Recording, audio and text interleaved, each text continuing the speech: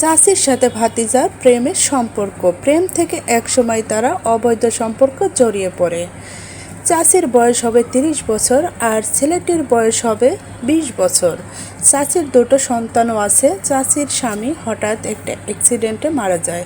মারা যাওয়ার বেশ কিছুদিন পর ভাতিজার সাথে তার সম্পর্ক গড়ে ওঠে।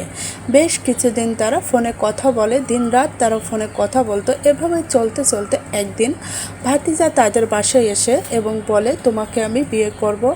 তুমি যদি আমার সাথে এই মুহূর্তে শারীরিক সম্পর্ক না করো তাহলে তোমার সাথে আমি কোনো সম্পর্ক রাখবো না। আর তুমি যদি আজকে আমার কথা শোনো তাহলে সত্যিই তোমাকে আমি বিয়ে করব। এ বলে তাকে লোভ দেখিয়ে তার সাথে শারীরিক সম্পর্ক করতে বাধ্য করে। তখন এক সময় সেই মহিলা তার সাথে শারীরিক সম্পর্ক করে।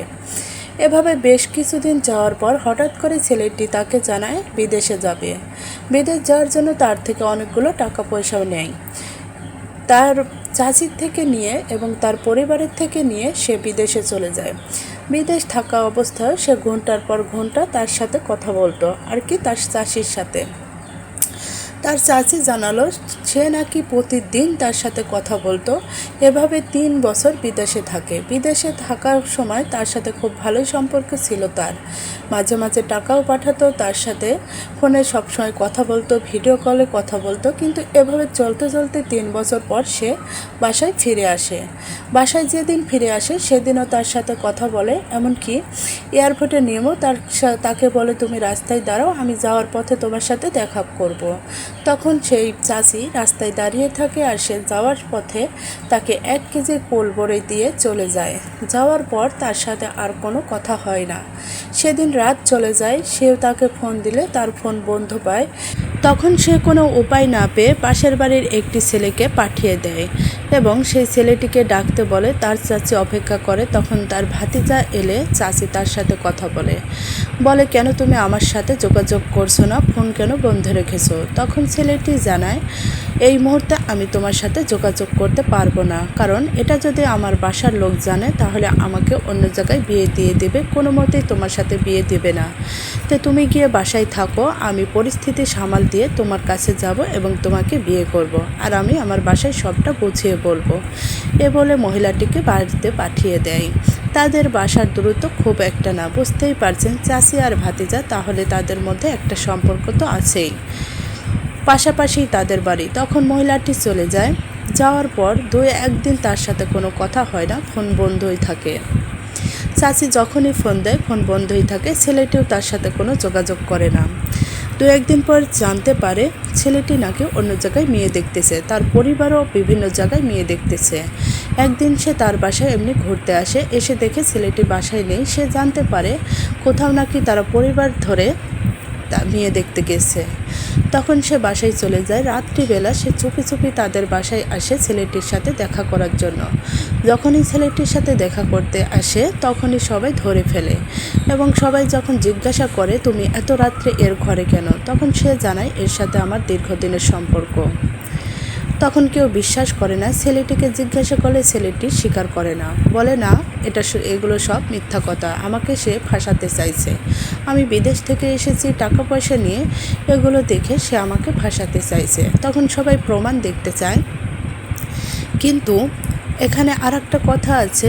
এক সময় ছেলেটি তার সাথে কথা বলতে বলতে তার ফোনটা হাতে নেয় এবং ফোনে যতগুলো ডকুমেন্ট থাকে সব কিছু ডিলিট করে দেয়। কিন্তু তার চাচি জানতেই পারে না। তখন সবাই যখন প্রমাণ দেখতে চায়, সে ফোনটি বের করে প্রমাণ দেখাতে চাইলে দেখে ফোনে কিছু নেই। কিন্তু তাকে যে বারবার কল দিয়েছে ফোন বন্ধ ছিল এটা দেখতে পায়। সবাইকে জানায় যে ও আমার ফোনের সব কিছু ডিলিট করে দিয়েছে। যেদিন আসার পরতেই সে আমার ফোনটা হাতে নিয়েছিল, কিন্তু আমি বুঝতে পারি নাই যে ফোনের সব কিছু সে চালাকি করে ডিলিট করে দিয়েছে। ওর মনে যে শয়তানি ছিল এটা আমি বুঝতে পারি নাই। তখন সবাই তার কথা বিশ্বাস করে না, কিন্তু কিছু কল রেকর্ড ছিল যেগুলো ডিলিট করা হয়নি সেটাই সে দেখায়।